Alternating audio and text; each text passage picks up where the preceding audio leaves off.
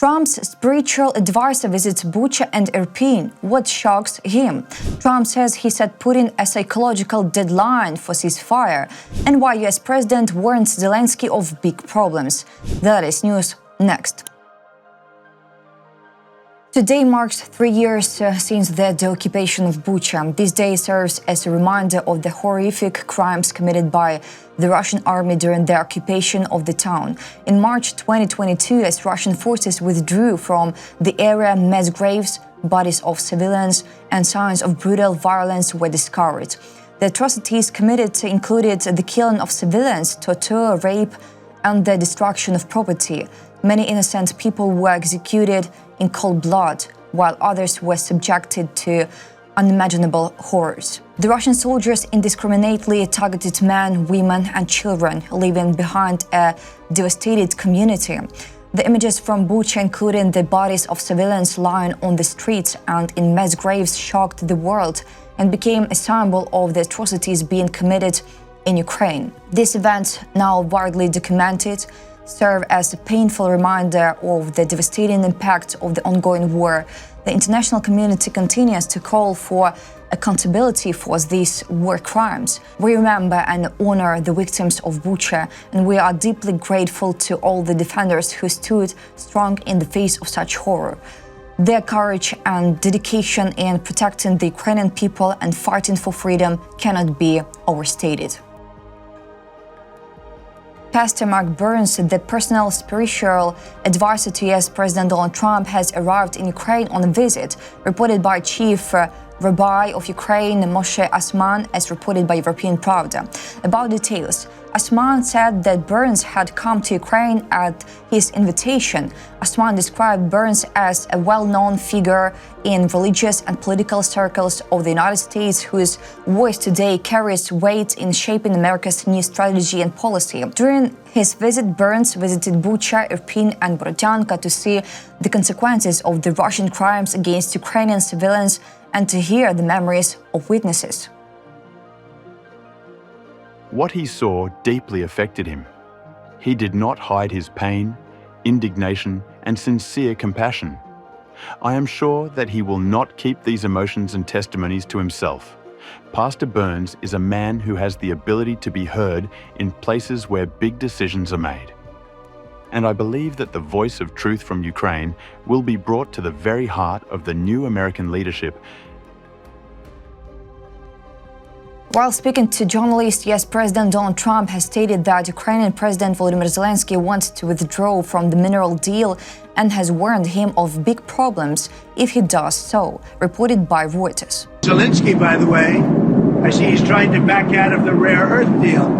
And if he does that, he's got some problems, big problems. We made a deal on rare earth. And now he's saying, well, I want to renegotiate it. In addition, Trump reiterated that Ukraine would never become a NATO member, despite Zelensky's aspiration to join the alliance. He said he wants to be a member of NATO, but he is never going to be a member of NATO. He understands that. But is Zelensky really refusing the deal? On Friday, March 28, Volodymyr Zelensky stated that Ukraine had only officially received the US draft agreement on subsoil resources on that day. However, it contained provisions that the parties had previously rejected. This is a completely different document. There is a lot in it that wasn't discussed, and some things have appeared that the parties had already discarded, the president said at the briefing. He emphasized that he wanted to receive a specific legal review. Lawyers will need to examine the document and compare all versions of the agreement. Zelensky publicly stated that some of the proposals in the agreement would be discarded, and once there are no legislative threats, he will assess it.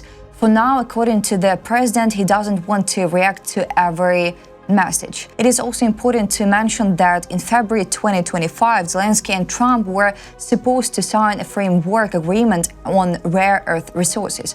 However, due to a dispute at the White House between the two leaders, the document was never signed. As previously known, the parties had initially intended to sign a framework agreement, but now the US has proposed signing a full agreement on subsoil resources. The agreement stipulated that the US would gain full control over the energy and mining sectors. No one is refusing the deal. We simply want a fair agreement. Our goal is to ensure that any agreement respects Ukrainian sovereignty and interest, while also ensuring that the terms are mutually beneficial and just for all parties involved. We are committed to finding a solution that works for Ukraine while ensuring our national resources and energy sector remain under our control. US President Donald Trump believes that Russian leader, dictator Vladimir Putin wants to conclude a ceasefire agreement in Ukraine, but added that he has set a psychological deadline for Russia to agree to it. Quote from Trump on whether there is a deadline for Russia to agree to a ceasefire. It is a psychological deadline. If I think they are tapping us along, I will not be happy about it. About details, when asked if he thinks Russia is dragging its feet on this matter, Trump said he doesn't know. I think Putin wants to make a deal, he said. Putin doesn't want peace. While Trump has stated that he believes Putin wants to make a deal, the actions of Russia on the ground tell a different story. Russia continues to bombard and destroy Ukraine, showing no genuine interest in peace or diplomatic resolution. The ongoing missile strikes, artillery bombardments, and attacks on civilian infrastructure clearly demonstrate that Putin's priority is not negotiating a peaceful settlement, but rather continuing his aggressive military campaign to destabilize and dismantle Ukraine. Ukraine is being relentlessly targeted, with cities reduced to rubble, thousands of innocent civilians killed or injured, and millions displaced. Despite calls for ceasefire and peace talks, Putin's forces have shown no willingness to halt their violence. Instead, they keep advancing, causing immense suffering and destruction. Putin's actions suggest that peace is not his true goal. His rhetoric may imply a desire for a deal, but the reality of his behavior on the battlefield tells us that he is more interested in pursuing territorial conquest and weakening Ukraine.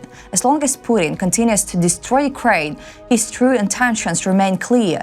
He does not seek peace, but rather the submission of Ukraine and the expansion of Russian influence through force.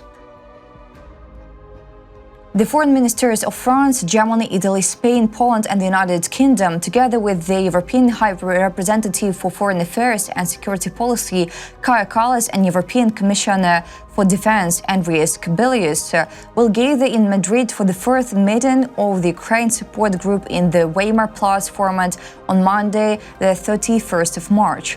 The discussions will center on providing further military assistance and security assurances to Ukraine, as well as Europe's future participation in the peace process, reported by a senior official from one of the European member states speaking to European Pravda on condition of anonymity. About details, the source said that the European aims to intensify efforts to help Ukraine achieve peace through strength, which includes plans to scale up military assistance. The meeting will be divided into two sections. The first will focus on boosting European security, the EU's Readiness 2030 Defense Initiative, and Kubilius's White Paper. The second stage will concentrate on increasing military support for Ukraine, with an emphasis on attaining peace through strength. The official clarified that both sessions will include discussions on establishing lasting peace in Ukraine and enhancing Europe's defense capabilities.